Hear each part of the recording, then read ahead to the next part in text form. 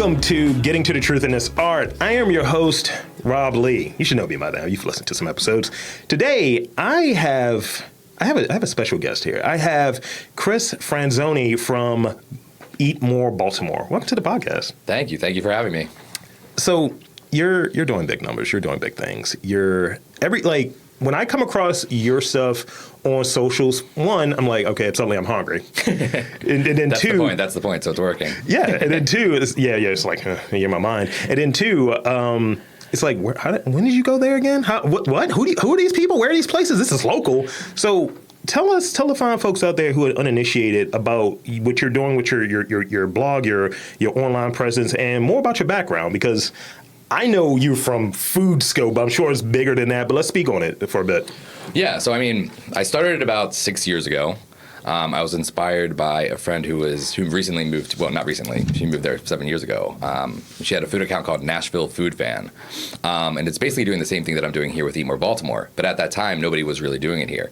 And she said, "Well, why don't you start one in Baltimore since nobody's doing it? And I'll show you the ropes, what you need to be doing." I just got it started and just started posting a lot of food. I was going out to eat already and taking pictures, and I was probably that annoying person who was just like taking pictures of food and posting it on my personal Instagram. Yeah. So everyone was probably relieved when I was like, okay, if you want to follow me over here, follow me over here. This is where my food will be. But I like when some people, I have this account. I'll call it a burner account. Yeah. It was a bit that came up at home of certain snacks that are for a certain personality type. And let's just say we call the personality type light skin. And it's like, it's a lot of light skin snacks on here. So it's like the golden Oreos. It's kind of a certain degree of pretentious things. It's like, oh, here's some, Moscato flutes. And it's like, that's a burner account. I haven't really put a lot of attention to it. That's my... A Finsta. Yes, yeah, literally. So you talked about, like, you had a friend that kind of slid you in. So you're already going out to eat and all. What are some of those things that you would be covering outside of, like, the food? So, it's funny because even when I started covering things that were outside of Baltimore, people start commenting like, this isn't in Baltimore. Where is this? And I'm like, it's half an hour outside. It's okay to leave. You can even go there for a day, for an afternoon. And I haven't really strayed that far outside of the food scene. Sure. I'll do events. If they're like local charity events, I'll help highlight them. Yeah. It's interesting because I've been so focused on Instagram for the past 6 years, and I just started my foray into like TikTok, which is a totally different animal. And with that, I feel like you're able to share a lot more experiences and stuff that you're doing, and you have to be a little bit more entertaining. Mm-hmm.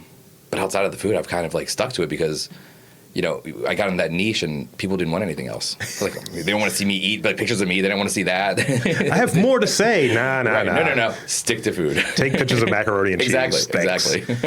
Yeah, like, I go I'm back. more than that. Right. I go back to, like, one of my other podcasts. We had a segment on there that was just kind of like recent things that were happening in food trends and things like that. Yeah. And my co-host at the time, he got really into it, and I was just cooking at the house, and I like to try different things, right? And he's like, no, do that slower. I need to video it. I was like, oh, what the hell? I was like, can we cook this? I was like, the water's boiling. So looking at it, like, how often are you cooking at home versus going out to eat? Because if someone just followed you and lived vicariously, it's like, how does this man survive? Like, how are you eating all the time? And so speak more on that. It's a little bit of Instagram magic with a little bit of pandemic now thrown into it. When leading up to the pandemic, I was going out multiple times a day and never eating at home. When the pandemic happened, that kind of changed everything. Yeah. So now I've started creeping back into doing a lot more restaurants, but I'm still at home like quite often. For doing this for 6 years, you kind of build up a library of photos. So I'll probably never have to go out to eat again in the next year or two. Wow. Because I can just use all the content that I have. I think I have like 90,000 photos like in my album right now. Wow. And yeah, it's a mess. So how do you keep up on it? Like, in terms of what's the opens and the closes, and like what's a new place that's worthy of your time and your interest? Because ultimately you're going to these places, you have just, I think, bringing your interest in, or some people that are going out, they have to stay up on it, whether it be reading, like, let's say Baltimore Magazine or something like that, of what's the new place, or just traveling the city. How do you stay up on what's open, what's not open, and what's new? Really mostly through social media. Okay. because it's so in tune with what you want right now with the algorithm. I mean, they know what you want to see, essentially, and they just throw that at you nonstop. So all this stuff will pop up, and then I'll start following it. Or if a new restaurant, opens up, they might start following me. So then I'll see it there, and then you read about it. But I mean, Baltimore is pretty small still, so the word travels pretty quickly when something is going to open up or when it closes. Yeah. So when you go on and you run into like the algorithm aside, right? Right. What are some hallmarks that you look for as to like, all right, that's new. That's like maybe in my neighborhood. I have something to do over there already, so let me stop over. What are some things that you look for maybe from that social media profile, but not necessarily driven by the algorithm per se, that you're like, you know what, this now has my interest. Oh, frosé, sure. Like what is that thing for you, or what are those things for you rather? I mean, I think now I look for. Well, I mean, food porn is obviously the first thing. Wow. Because that's going to grab the attention of people. Yeah. Right, and that's what puts you in front of everyone. Give the people what they want. More interaction, more engagement, more comments, more shares. All of that stuff puts you in front of more people, which is, I mean, kind of the point of Instagram. For a more, speaking from a more personal level, I think that looking at the menu and seeing if there's anything interesting on there. New menu ideas, new trends that are popping in, like stuff like that. If they have something that I haven't seen before, then I might go over and check it out a little faster. But I try to keep, I have a running list of restaurants now in like my notes that I say, okay, I have to hit all these places in the next few weeks to check them out. Typically with a specific dish in mind that I know is going to be pretty good. I recently got into using Letterboxd, so it's like the food equivalent of that. It's like, here's my watch list, here's my eat list. When I go to a place, I'm generally looking for, if they have shrimp and grits on the menu, that's what I'm judging it on. Which it's wild. It's not even a thing that's really ours per se. Right.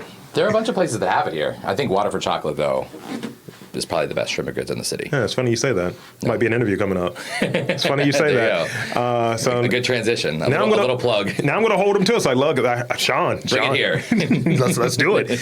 And also with bakeries, like I'm a cookie lover, right? Mm-hmm. And if that chocolate chip cookie is not where it needs to be at, it's just like, I don't know if I need to look at the rest of the menu. But what kind of chocolate chip cookie?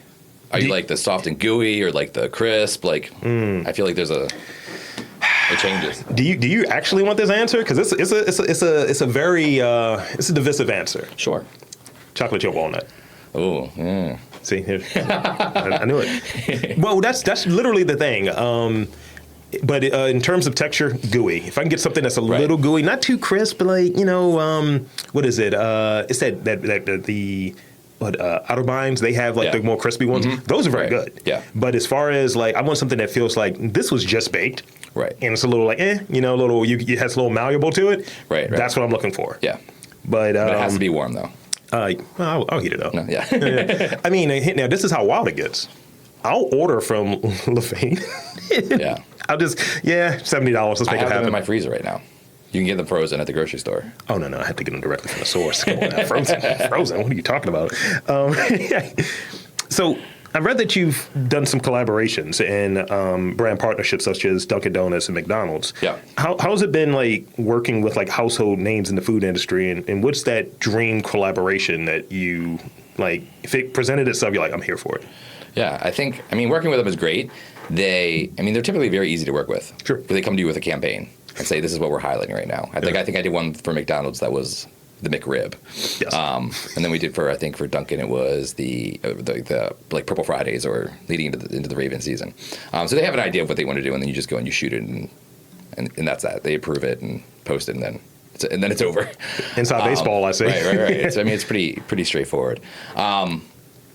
Dream collaborations, I don't know whether my dream collaborations match the page. Like I'd love to do elevated, more upscale collaborations. Like if I could work with the Michelin Guide or the James Beard Foundation or something like that, I would love that. And there's a New York Instagrammer who just did a collaboration, I think, with Michelin. And I was like, oh, so maybe it is possible. Let's manifest this. Let's make it happen. Let's make it. Yeah, I'm ready. Yeah. Just holler at, us little people here, the mediocre podcasters here. Just put it out there if you put it out there. So I've seen you've done some interesting videos. There's some funny ones. The gym with the donuts. I was like, all right, that's the TikTok part. You have to. This is great. The TikTok. Yes, this is great. I sounded super old. The TikTok. The TikTok. I said it. I said we're on the TikTok. Follow me, youngins. We're on the TikTok. I watch a lot of like Food Network shows, travel shows, and my girlfriend can attest to this. When we were up for like, usually if we go out of town and eat travel, we go to restaurants. I'm like, that's literally my role. Yeah. And when we're getting in, it's like, can we stop watching Food Network? It's like, no, what? What are you talking about? And I usually watch stuff that's centered around food because I'm interested in it. That's just like an area for me. Yeah. So what do you enjoy doing from a fitness standpoint? Because I have that question for like the foodies. Like, how are you keeping it in line? I remember Adam Richman kind of struggled with that doing the man versus food stuff. And he's like, I can't be eating these burgers like this. But what are you doing in having the social media component, and what are you doing? What do you like to do to stay like in shape, fit? You're a runner. What do you do? I don't like doing any of it really, but I force myself. I mean, actually, when I started doing it, I wasn't the biggest fan, but now I'm in a routine. Yeah. And I enjoy it a lot. And my trainer's great. Shout out to Kobe, working a grind.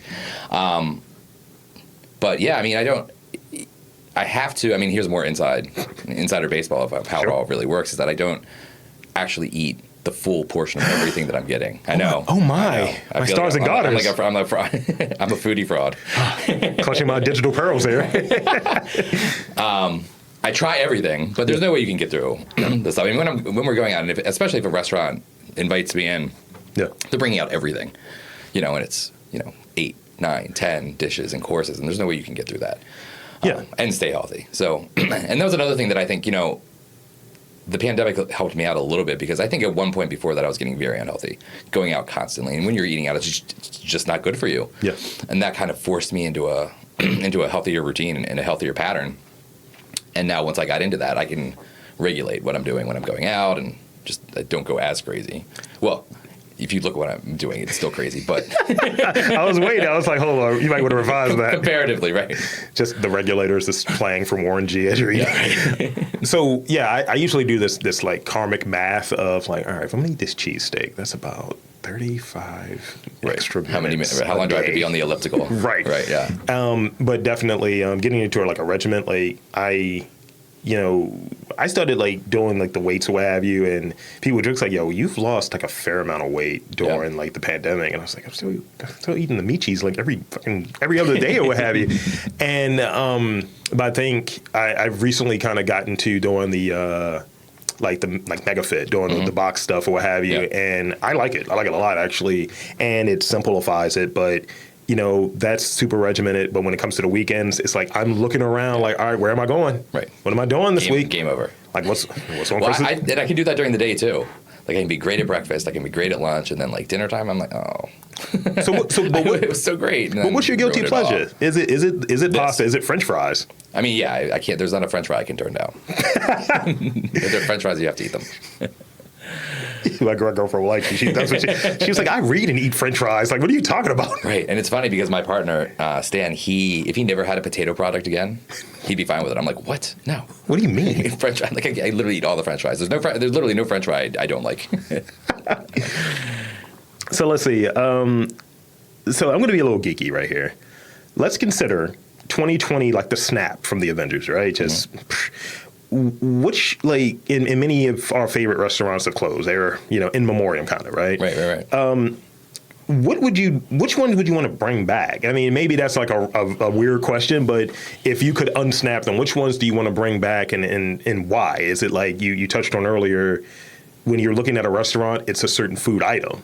Right. So is it an item that might be drawing it, like, or is it a place you want to bring back because of the environment, or is it solely like, if I can just bring that one sandwich back, that's all I really... I think there are a couple of places that shut down over the past year and a half that were kind of like more institutions in Baltimore, like City Cafe. Yes. In Mount Vernon was around for 20... They literally had just celebrated their 25th anniversary. And it was just a great place to go in the community. I mean... Mount Vernon is an interesting place right now because it's going through a lot of transitions, and I don't know where that... I feel like there's a lot of controversy and feelings about what's happening there, and I don't know where we see it in the next few years. I mean, there's the gay nightlife is completely... You have Leon's and I think the Eagle further up the street, but Yeah. there's no more like neighborhood as it used to exist. And with that, you lost a lot of the restaurants and a lot of the other bars. So, you know, I wish that, I hope that comes back up to the neighborhood. I don't know if it's going to be at that like same authentic self, but Yeah, like that. I remember one of my good friends, her bachelorette party was at like the Hippo, what have you. Yeah. And I was like, oh, this is my first time going here. This is great. And I was living a very weird. I feel like I was playing a character. I was like, let's do this. Karaoke, spin it. Let's do it. Well, but, I mean, the funny thing about that is that you could have gone there in 1983 and then also in 2013, and it was the exact same. Like, carpets on the walls, same DJ booth, like everything, but you knew what you were getting when you went there. It was, I believe it was 2013 was when I went there. Yeah. And I just remember I was smoking clove cigarettes all the time. I was like, yeah, man, you know, this is what we're doing. And well, it hadn't changed in the 30 years leading up to that. But yeah, it's that's a thing that you see, and it's like, no, neighborhoods have to have their spaces and their spots, exactly. or what have you. And you know, I get tight about, because I don't really care, but I get tight about when things come in that shouldn't be in there. It's like, I don't need this pharmacy here. Like, who cares? Right. Like, there are other options. Why here? That's literally what my mind goes to. It's like, Right. why here? And I didn't have the chance to go to like Grand Central or anything, but you know, it's just And same thing is happening there. You may get a restaurant in that space, possibly, but you know, I don't know what it's going to. I mean, it's just going to be a big condo or office space. I don't even know what it's going to be. I'll put it this way. And people that have listened to me and heard me in conversation either on here or outside of this, I always say, I was like, Baltimore's scary, Baltimore's dangerous, yet we still are building up properties for people to live in. Crazy amount of properties right now. Which one? Well, if you look around, I'm wondering, you know, because you see the census and you see all this data coming in about how everyone's leaving the city. But if you look around, like, if you look up, cranes everywhere. Doesn't align. Right. Who's moving in to all these places? And you know, like, I also rally in going back into food, always rally and speak on like how good our food scene is here. I think we have a lot of unique restaurants, a lot of like talent that is coming into the city, which kind of aligns to that. Like, I think when you have more nightlife, although some of it, as you've touched on, has been kind of cut out, and that's a whole weird component that I think takes away from things culturally speaking. Right. But you when you start bringing in talent, you start bringing in culture, food, art, all of these different things that I've kind of been more aware of in doing this podcast. Right. It can't be people are leaving. Why would you be bringing that in? If people are leaving. Yeah. Well, because they're doing the research, right, on the back end. So Yes. they have to know something that we all don't know. Otherwise, they wouldn't be investing billions. Well, maybe they're just going to snap us all out of here and just we're gone. So, comparatively, like some of the other like cities that are around here, because I would imagine you're a traveler, right? Yeah. So, some of the other cities that are in this region or even abroad, where would you kind of like rank like Baltimore in comparison to, let's say, parts of New York or DC or Philly or what have you? Because there's always this kind of loose competition floating around. I think we got better stuff, but I want to hear your take on it. I mean, I think they're all a little bit different. Sure. You get different things in different cities. I mean, New York obviously has a population of 8 million people or something. Yeah. It's the finance center of the world, or one of them. And so you have a level of money and investment and all of that stuff that just automatically draws people. So you're going to have an elevated level of a restaurant scene. That's where you have like all the Michelin stars and the Beard Awards and all of that stuff. And I think a lot of it has to do with, it has to do with a lot of the population that's there. And then I think you go down to like Philly, which has a population of like 1.6 or something like that. Still a little bit more elevated in terms of like your fancy cuisine. Sure. Not necessarily like your more baseline restaurants. Yeah. But just a higher level of I'll probably get in trouble for saying something of chefs and that type of thing. I mean, we have amazing chefs here. Yeah. But there are just more of them in these other cities. And DC is interesting because really, I lived in DC. I lived down there for 2 years, but I guess this was like 8 to 10 years ago. And then like when I was growing up in Baltimore, like you wouldn't go to DC for restaurants like at all. Like nothing was there. And I think really they've had a renaissance probably in the last 8 to 10-ish, 12-ish years where stuff has really started going in there. Yeah. But a totally different environment than Philly and New York because it's all the politicians down there. So it's much more elevated, but still formal. But in Baltimore, you have as many talented chefs, but we don't get the accolades. Yeah, and I think that's the key thing. I think it's like little known secret that we have so much like good food here, right, and good restaurants here, and talented and constantly chefs. Overlooked. Yes. Even, and this may be part of the problem, it's even overlooked within Baltimore. Because back to, I think you were saying earlier, you know, if you're going through my feed and you see something, you're like, I've never even heard of that place. Right. I mean, it's a small city. There are only so many places. And I get that comment and that message a lot. They're like, I didn't even know about this place. Yeah. And they're going to check it out. So, I mean, I think that's a great thing. I love bringing awareness, and I think a lot of people are also doing that, like along with me, because there are a lot of people who are as passionate or even more passionate about it. But yeah, I mean, Baltimore's up there.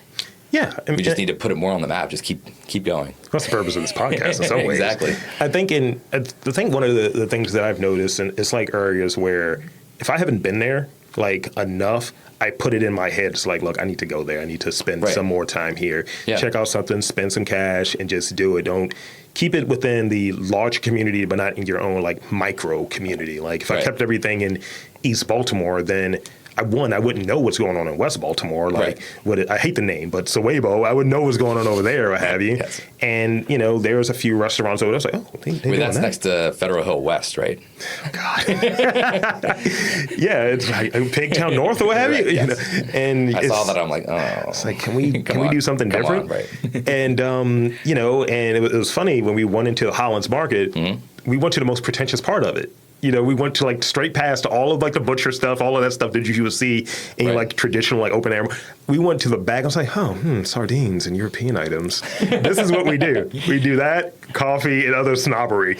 So one of the things I spend probably $100 a week on coffee. That's an extravagance. That's good. Yeah. What is an extravagance for you, food related? I mean, I think truffle, I think. Wow. If you put truffle, and I don't like go out and buy it a lot, but if it's on a dish, like at a restaurant, then I'm like, that's it. You're at a different level. I don't do the truffle too much. I don't do the truffle. Yeah. I love mushrooms though, but I don't really do truffles for whatever reason. Yeah. I had an idea, like, you know, Wegmans and all, when they have like, oh, we have some rice here, we put the truffle. It's like, why don't you just sell that rice, just truffle rice? I was like, it's already expensive, let's repurpose it. So if you see a menu item that has like truffle in it or what have you, that's your go-to? Yeah. Okay. I don't know why I was just imagining you sitting there and someone comes out with the truffle almost like the Parm cheese. I'm fine with that too. But you don't get that a lot in Baltimore. A couple places. But. Oh, that's great. Just hitting the truffle on it. Just the truffle oil or truffle salt, whatever. Truffle oil. That's an issue right there. It is. Well, yeah. So Baltimore has grown to include a nice mix of cuisines embodying our local flavors as well as international flavors like Haitian food, Mexican food, Ethiopian, to name a few.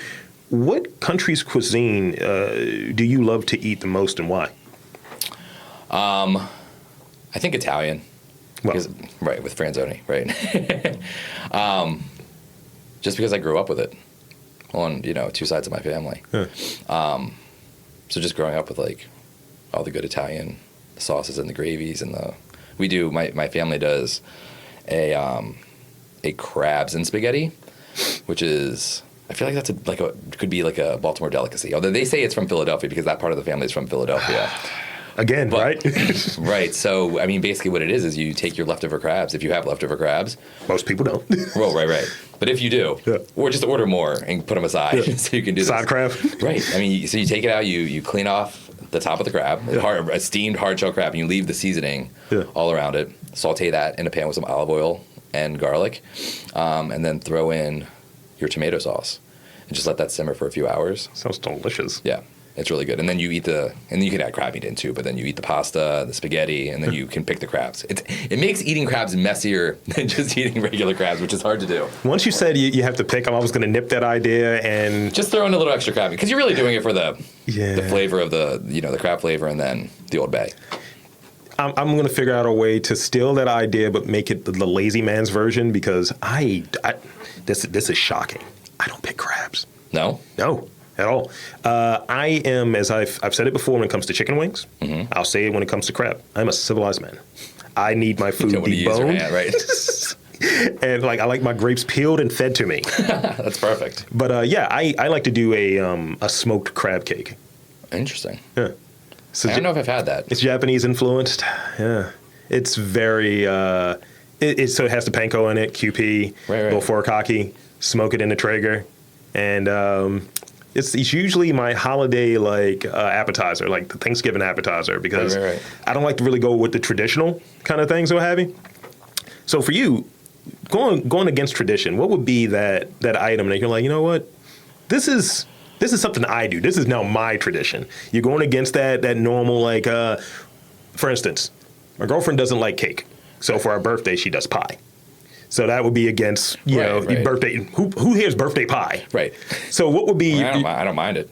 No, hit a bramble. Hit a bramble. Like, I need one. Exactly. So what's your item? Like, do you do anything that's like outside of that normal, what have you? That's a regular thing, but it's really your tradition. It's not necessarily a family thing that was inherited. No, I immediately just went to a family thing. Well. But no, I don't think that there's anything that I do necessarily, like on my own, that's any different. Okay. I mean, my family tradition is like sauerkraut at Thanksgiving. Really? Like my grandmother used to do, and it's kind of a Baltimore thing too, I feel. And there were actually a couple of articles. I think there's an article in the Sun. I was interviewed in one of them, but I think there was another article that talked about the traditions of sauerkraut in Baltimore and how it actually came into place. And it's fried sauerkraut. Yeah. Basically. And I think it was Ostrovsky's sausage from Fells Point. Yeah. Right, and my grandmother would make it, and you just fry the sauerkraut, butter, brown sugar, do that, throw in the sausage.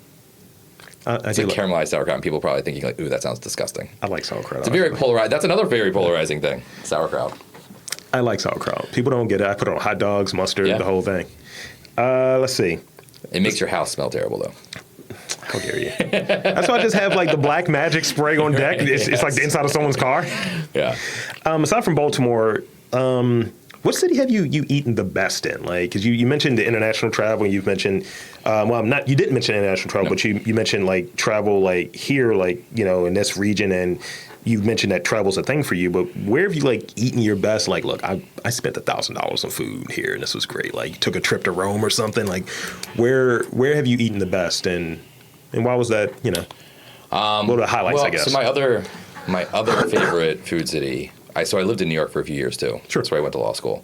So I was up there for 4 years. So I, got pretty into the food scene up there and love that. And you can get whatever you want. If there's something you want, that's the place you can get it. Late night donuts. Right. Exactly. Most extravagant meal that I probably ever had was in Chicago at a place called Alinea. And we were at the chef's table in the kitchen. See, I'm going to take this note down as you're saying it. I mean, it's an experience. Like, and I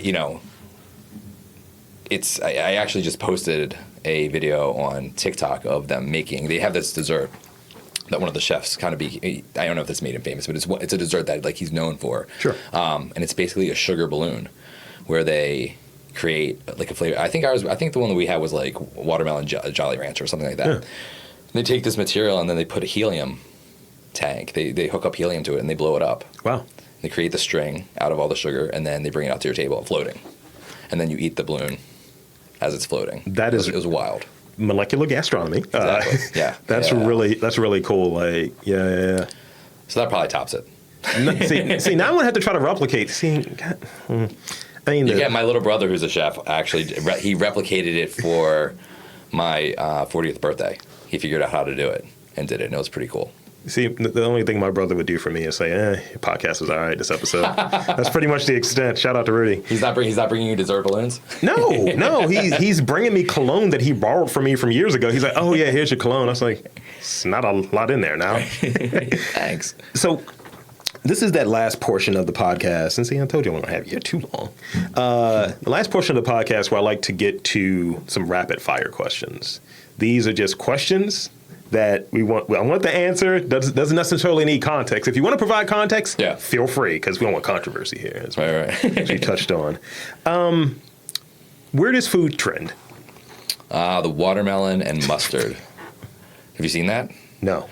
Yeah, it was like a social media thing. People were putting mustard on watermelon and eating it. Yeah. It's not. Weird. Disgusting. where we're recording that now, I want to say 2019, we were in the midst of a pickle apocalypse, I'll call it. They were doing pickles on everything. Pickled pizza. Yeah. They had like the grinders instead of the bread. It was just big pickles. And I was like, look, I don't. And my co-host brought in pickle ice pops. And that's when the crowd turned on me because I think it's a terrible idea, and they loved them. It's like, I don't want salty and frozen. No, but I love pickles though. Oh, yeah. I mean, yeah. Yeah, like I can like eat an entire jar.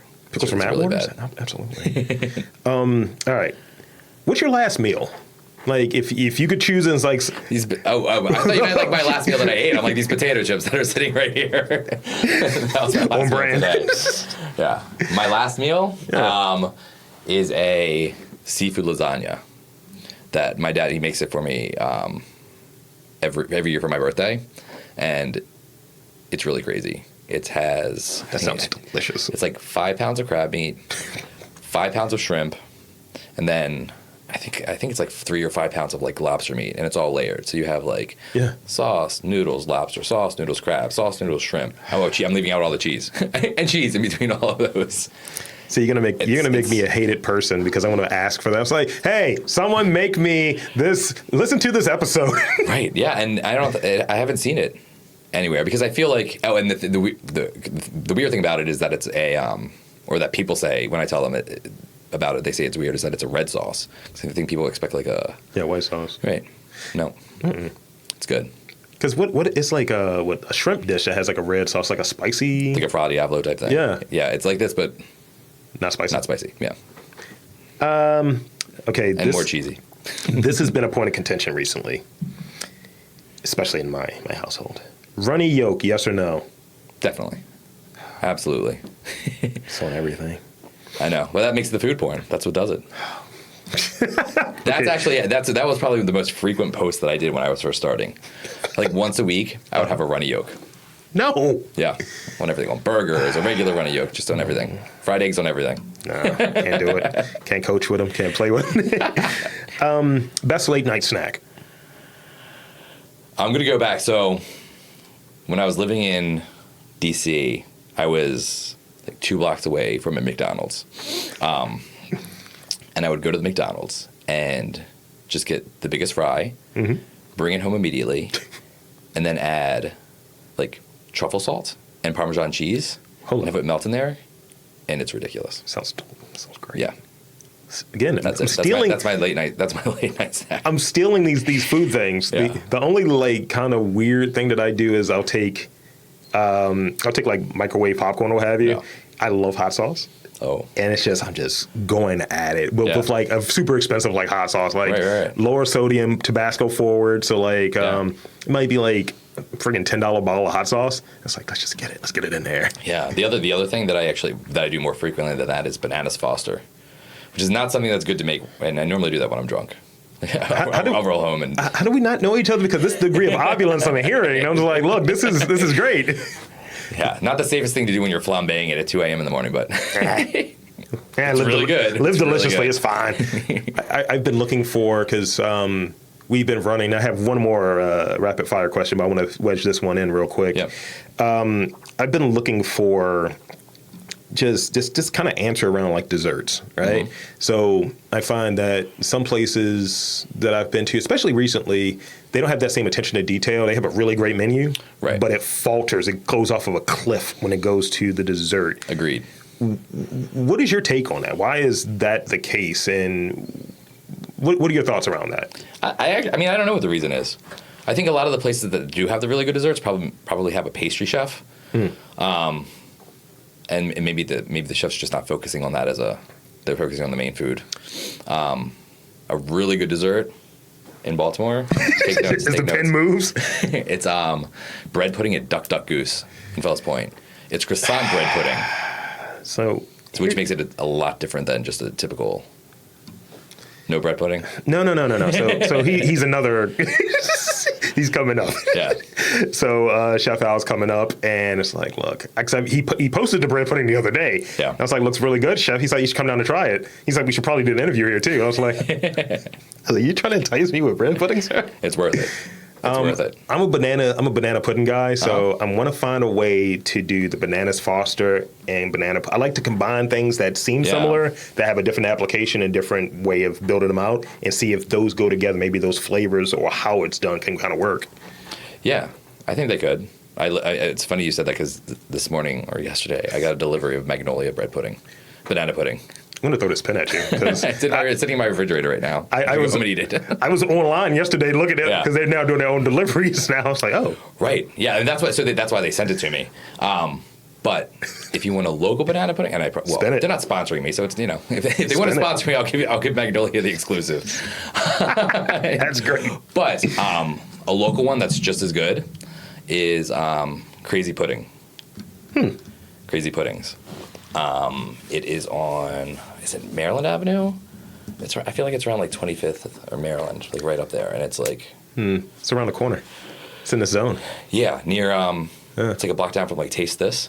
Yeah, it's in the zone. Go there. Yeah, I've been having a craving. Yeah, it's really, and he has a bunch of different flavors. I mean, he has like snickerdoodle and then birthday cake and then original and maybe red velvet. I mean, his has like 8 different flavors. See, I'm a traditionalist, firstly. Yeah. Just straight bananas. No pawpaws, no shots, but no pawpaws. Yeah. I've seen that pop up on a lot of menus, and I was like, I'm curious, but also, if it's not like I'm expecting, I'm going to be really tight. Yeah. Go there and check them out. Okay. Very similar to Magnolia. And like great. He should have lines out the door. Then I will head over there afterwards. Have a break after you. Actually, I've since you mentioned French fries, I got another question in here. Yeah. Ketchup or mayo on French fries? Ketchup. I was there for a minute because I'm a weird French guy when it comes to because apparently that's a thing. Right. I like, but it has to be a good mayo. It can't be like garbage mayo. No, the same thing with ketchup. I can't get behind like when these like custom ketchups, like just Heinz. Just give me Heinz on everything. When if you go to a restaurant and they make their own ketchup, I'm like, what do you get this out of here? I mean, I prefer purple ketchup on mine, made with artisanal. And the last question I have in this rapid fire section, and actually this is the last question that I have. So contextually, we're Crab City, right? Yeah. And we've been shifting to bringing in more oysters. Mm-hmm. Fried or raw? Raw. Oh. Yeah. You're dangerous. Well, I think when you do, you don't get that much variation when you do fried oysters. Okay. They're all kind of like, some could be like soggy or not crispy enough and have different batter and all that stuff. But I think once I've tried to start actually learning about what kind of oyster I like, because normally I would just go to the restaurant and be like, okay, 3 of these, 3 of these, and not pay attention. And now that I know, I'll go in and actually try them. Yeah. And there's a ton of variation in the taste of raw oysters. Yeah, and that's another thing if they're on the menu. I've never had a raw oyster before. Never? No. So well, you should go with someone who knows. We can go. I'm here for it. We'll go. Because you don't want to have the wrong one. I've had roasted. I've had it at Tree Chesapeake. Roasted ones are great. Yeah, they were really good. It was really good. I was like, all right, this is the charred ones from the Urban Oyster. Yes, Jasmine. They're also really, really great. Shout out to Jasmine. Yeah. So raw. Okay. You got me. We're here. So that's all the questions that I actually have. So what I like to do is, with all my guests, shameless plug. I'm just going to step away, plug away as if it's needed, because people are looking at your food and all. But what you're having now, these great pictures, and now your TikToks, the TikToks. Follow me on the TikToks. So feel free, please. The floor is yours, and thank you. No. Thank you for having me. This is great. I appreciate this opportunity because it's something that I haven't really started getting into. I've been focusing just on Instagram and not really expanding everything. And now that's actually something I really want to get into. And that's I have the Facebook, I have the Instagram. Now I'm doing TikTok. Wow. Jeez. Great. It's just I'm an elder millennial, so it's just a bunch of bugs having a conversation. It's TikTok. Like, what is this reality show? What's even happening? Yeah, but really, just give me a follow if you're not already. But more importantly, I think support the local restaurants. I think now they need you more than ever. Be patient when you're in there. Be kind. Yeah. Tip. It's not easy for anyone right now. If they're out of something, don't be mad. If you have to wait 15 minutes to sit down, it's okay. Yeah. They're dealing with staffing issues, with supply issues, everything across the board, and just give them all a chance. Don't run to Yelp and give them a 1-star review for a ridiculous reason that's out of their control. Yeah. And even if you're going to run to Yelp about something, at least approach the restaurant first. That's one thing that I see, because I work with a lot of restaurants, is that you see bad reviews pop up and they didn't even give the restaurant the chance to respond. Yeah. So yeah, just be a little bit patient. You know, there's a little bit of light at the end of the tunnel, hopefully, with all of this stuff. Tons of restaurants are opening in Baltimore right now. I mean, you know, I'm in Federal Hill, and I think the lineup is like 5 restaurants, at least 5 new restaurants that'll be opening soon in the next, 3-ish months. Yeah, just give it a little bit more time, a little bit more patience, and then we'll be on the road. Yeah, I mean, patience is a big thing. I think when we get to this spot where people see that, we have power, so I can say X, Y, and Z. And, right. And I just remember it was one donut shop, like over there in Hamden. I think it was like B Donuts, maybe. And I was wondering which one you were going to say. And I just remember my girlfriend was there, and she was like, "Yeah, it's got these like $3-4 donuts, or what have you." So we already know we're going in there to spend like $50 on donuts. That's just a thing, right? Right. Yeah. And she was like, the lady behind me just like yelled at her boyfriend about something. It's like, why are you coming to this place where we're just blowing discretionary income on these fried pieces? Like, why are you unhappy in a donut shop? Right, you can't be unhappy there. And that was literally, that's something that stuck with me for like the last 5 years. Don't be unhappy. You're choosing to go there. You can just get some chicken and boil it or whatever you do with it and have a sad night. But, give people some patience, some time and consideration. Right, and support local. I mean, Absolutely. I get, sometimes I'll comment on like when people are like sharing things about chains and all that stuff. And of course, chains support local. People are working at the chains, but not to the level that these local mom and pop shops are operating. You have an owner of a restaurant downtown. They're in there doing everything right now. I mean, they are creating the menu, they're doing the bills, they're ordering everything, they're the host, they're the server, they're washing dishes in social the back. Social media. Right, literally everything. And it's a lot of hard work. So keeping that money in our communities, whether it is just in your neighborhood or expanding a little bit. I mean, I definitely think people need to expand their horizons and leave. Like, I'm in Federal Hill, and anytime I invite someone over from like the other side of the harbor, they're like, that's gonna take me 12 minutes. I'm like, oh, okay, get in an Uber. Just it's not that long. That's a very, very important, I think, to consider, and definitely buying local and considering local and supporting your folks here. Yeah. So that's it. So for Chris Franzoni, I am Rob Lee, saying that there is food in and around Baltimore. A lot of it. Yeah, he's got to look for it.